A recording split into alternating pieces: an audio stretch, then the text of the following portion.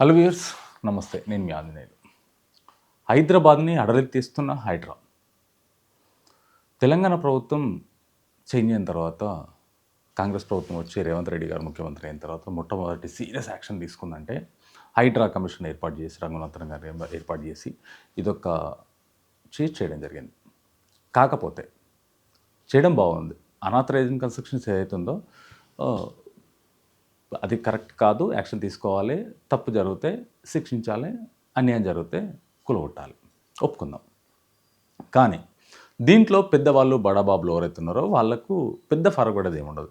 కాకపోతే దీంట్లో కొంతమంది పేద ప్రజలు ఉన్నారు. ఇప్పుడిప్పుడే వాళ్ళకి తెలియకుండా ఎవరి దగ్గరనో కొనుక్కొని ఇప్పుడిప్పుడు ఎక్కడి నుంచో పల్లెటూరు నుంచి వచ్చి ఇక్కడ జీవనోపాధి గడిపిస్తున్న వాళ్ళు చాలామంది ఉన్నారు. వాళ్ళు రేకులు వేసుకొని చిన్న గుడారాల్లాగా ఏర్పాటు చేసుకొని వాళ్ళు అక్కడ నివసిస్తున్నారు. వాళ్ళకు ముందుగా ఒక 1-2 అవర్స్ ముందన్న, ఒక 3-4 అవర్స్ ముందన్న ఒక నోటీస్ ఇచ్చి వాళ్ళని అక్కడి నుంచి ఆ ప్రదేశం నుంచి వేరే ప్రదేశానికి మార్చి వాళ్ళకు మీరు జీవనోపాధి ఇవ్వకండి, లేకుంటే సురక్షిత ప్లేస్కు అనేది కొన్ని ఉంటాయి కదా, కమిటీ హాల్స్, లేకుంటే కొన్ని ఏరియాలు ఉంటాయి, లేకుంటే గవర్నమెంట్ ప్లేస్లు ఉంటాయి, అక్కడ ఇవ్వండి, లేకుంటే వేరే దగ్గరికి వెళ్ళిపోమని చెప్పండి. వాళ్ళకున్న సోర్స్ వండుకోవడానికి, తినడానికి, పడుకోవడానికి, ఇంట్లో ఉన్న వస్తువులను తీసుకోవడానికి మినిమం మనం అందరం మనుషులమే. ఇప్పుడు మనకు అధికారం ఉంది అని చెప్పేసి పెద్దవాళ్ళకు కొత్తగా అవుతుంది, దాంట్లో ఎవరు లేరు అన్నప్పుడు కూలగొట్టేసాను. ఇప్పుడు నాగార్జున గారి ఎన్కమినేషన్ కూలగొట్టారు. అది ఎంతవరకు కరెక్ట్ అనేది గవర్నమెంట్కి తెలుసు, తనకు తెలుసు. అది చెరువులో ఉందని చెప్పేసి ఇంతకుముందు కూడా జరిగింది, ఇష్యూ అయింది, మళ్ళీ ఆయన కోర్టుకు వెళ్ళడం జరిగింది. ఇది పట్టా ల్యాండ్ మా నాన్నగారిది కొన్నాడు ఇలా అని చెప్పేసి అప్పుడు జరిగింది. మళ్ళీ ఇప్పుడు వచ్చారు, సడన్ కూలగొట్టేసారు, అది ఓకే. కానీ అది ఏంది అనేది కోర్టు వాళ్ళు చూసుకుంటారు. కానీ దాంట్లో ఓన్లీ నాగార్జున గారు పెద్ద వ్యక్తి, దానికి బిజినెస్ చేశారు, డబ్బు సంపాదించారు, అది కూలగొట్టినా వితిన్ 1 వీక్లో కట్టుకునే క్యాపబిలిటీ ఉన్న పర్సన్, అలాంటిది ఓకే.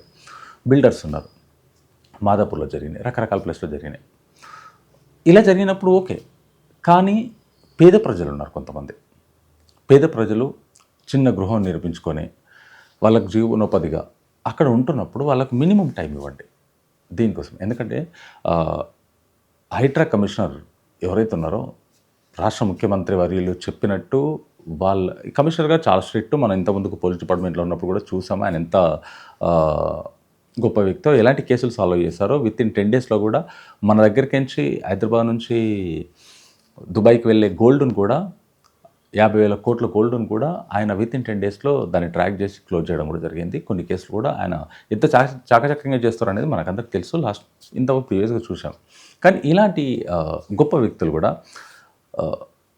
పేద ప్రజలను కొద్దిగా చూడాలి. ఎందుకంటే ఇప్పుడు రేవంత్ రెడ్డి గారి రిలేటివ్ తమ్ముడు నాలలో ఉంది, మన హైవే పైన ఔటర్ రింగ్ రోడ్ పైన వెళ్తుంటే రైట్ సైడ్ కూడా కనిపిస్తుంది రాజేంద్ర నగర్లో, అది లేక్లో ఉంది అనుకున్నప్పుడు మీరు యాక్షన్ తీసుకోండి. దానికి నష్టం ఎలాంటిదంటే నష్టం జరిగేది వాళ్ళకి పెద్ద ఫరకపడేది ఏముండదు, పెద్దవాళ్ళకి ఫరకపడేది ఏముండదు. ఎందుకంటే పేద ప్రజలకు చిన్న చిన్న స్టార్టప్స్ చేసుకొని ఉంటారు, చిన్న చిన్న ఫ్యాక్టరీస్ పెట్టుకొని ఉంటారు, అవి కూడా కూలగొట్టడం జరిగింది. వాళ్ళ మిషనరీస్ అప్పులు తెచ్చుకోనో, లోన్లు తెచ్చుకోనో, వాళ్ళ మిషనరీస్ పెట్టుకోనో ఏదో చేసి చిన్న బిజినెస్ స్టార్ట్ చేసే వాళ్ళు ఉంటారు. 5 లక్షలు 10 లక్షల్లో ఒక రెంట్ తీసుకొని పెట్టేవాళ్ళు ఉంటారు. కూలగొట్టడం వల్ల ఓనర్కు ఇన్ని రోజులు డబ్బు సంపాదించింది బాగానే ఉంటుంది, ల్యాండ్ ఉంటుంది, దాన్ని కోట్ల కేసు గెలవడం. కాకపోతే దాంట్లో ఎవరైతే టెనెంట్ ఉంటారో, రెంటెడ్కి ఎవరైతే ఉంటారో, వాళ్ళ బిజినెస్ ఏదైతే స్టార్ట్ చేసుకుందాం అనుకుంటారో, వాళ్ళ మిషనరీస్ తెచ్చుకొని 6 నెలలు ఆడది గడవగానే మీరు వచ్చి కూలగొట్టడం, ఆ మిషనరీ అంతా పాడవుతుంది, అది మళ్ళీ పనికి రాకుండా పోతుంది. మళ్ళీ కొనాలి అంటే వాళ్ళ పరిస్థితి రోడ్డు మీకు వచ్చే పరిస్థితి. కొంతమంది కొన్ని ఐడియాస్ తోటి కొంతమంది బిజినెస్ పెట్టుకోవాలన్న ప్లాన్లో ఉంటారు, పెట్టుకున్న తర్వాత సడన్ కూలగొడితే వాళ్ళ పరిస్థితి దారుణం. ఎందుకంటే కూలగొట్టడానికి మినిమం నోటీస్ ఇచ్చి టైం ఇవ్వండి అని కూడా అడుగుతున్నారు. నేను ఒక 1 అవర్ టైం ఇవ్వండి, సామాన్ మొత్తం తీసుకున్న తర్వాత మీరు కూలగొట్టుకోండి, నేను జస్ట్ కిరాయికి వచ్చాను, దాంట్లోకి నాకు సంబంధం లేదు, ల్యాండ్ ఏంటి అని చెప్పేసి ఒక షెడ్ ఉంది, దానికి రెంట్ కోసం వచ్చాను నేను. ఇలాంటి వాళ్ళకి అన్యాయం జరుగుతుంది. ఇలాంటిది కరెక్ట్ మీరు పరిగణలోకి తీసుకోవాలని చెప్పేసి మీడియం కోరుతున్నాం మేము. రెంట్కి వచ్చిన వాళ్ళ పరిస్థితి దారుణం ఉంటుంది. ఎందుకంటే అప్పులు తెచ్చుకొని ఇంట్లో బంగారం పెట్టేసి, లేకుంటే ల్యాండ్ పేపర్స్ పెట్టి లోన్లు తెచ్చుకొని, బ్యాంకులకి లోన్ తెచ్చుకొని, లేకుంటే ప్రైవేట్ ఫైనాన్స్లో లోన్ తెచ్చుకొని పెట్టడం జరుగుతుంది.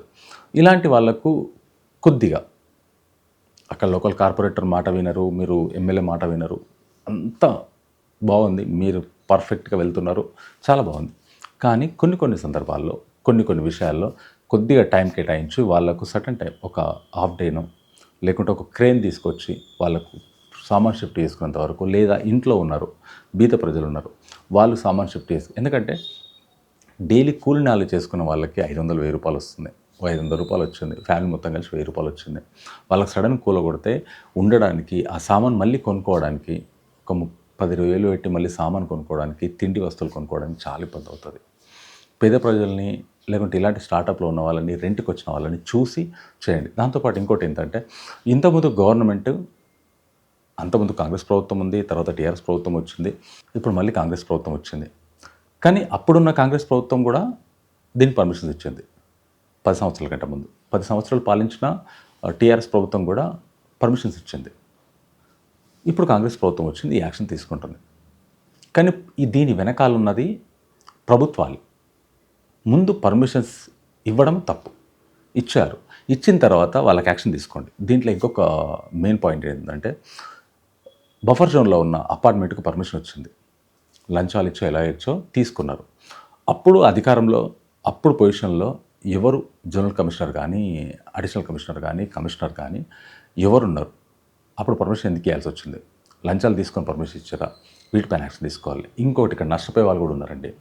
ఇప్పుడు నాలాంటి కొంతమంది పొజిషను ఒక 5 లక్షలు 10 లక్షలు పెట్టి బ్యాంక్ లోన్ తీసుకొని అక్కడిక్కడ తీసుకొని అపార్ట్మెంట్లో ఫ్లాట్ కొనుక్కొని దానికి ఎవ్రీ మంత్ కడదాము, ఓన్ ఫ్లాట్గా ఉంటుందని చెప్పేసి కొనుక్కొని చేసుకున్న వాళ్ళు ఉన్నారు. ఆ అపార్ట్మెంట్కి పర్మిషన్ ఇవ్వడం వల్ల, ఈ అధికారులు ఇవ్వడం వల్ల ఒక అపార్ట్మెంట్లో ఎంత తక్కువ ఉన్నా సరే 20 ఫ్యామిలీస్ ఉంటాయి, 20 నుంచి 50 70, కొన్ని అపార్ట్మెంట్స్లో 100 ఫ్యామిలీస్ కూడా ఉన్నాయి అపార్ట్మెంట్ మొత్తంలో. ఇలాంటి కూలగొట్టేటప్పటికీ వాళ్ళ పరిస్థితి దారుణం. ఎందుకంటే ఆల్రెడీ 10 లక్షలు ఇన్వెస్ట్మెంట్ చేస్తారు, బ్యాంక్ లోన్ కడతారు, ఇవన్నీ ఉంటుంది. వీటికి ప్రాబ్లమ్ సొల్యూషన్ ఏంటి?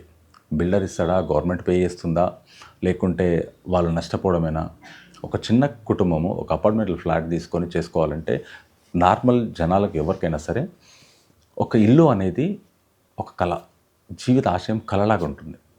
ఒక ఇల్లు కొనుక్కోవాలి హైదరాబాద్లో, ఒక కారు ఉండాలి, ఒక మంచి జాబ్ ఉండాలి అన్న కళను నెరవేర్చుకున్న సందర్భంలో ఇలా కూలగొట్టేటప్పటికి వాళ్ళ పరిస్థితి దానం. ఎందుకంటే వాళ్ళకి కరెక్ట్గా సోర్స్ చూపించండి.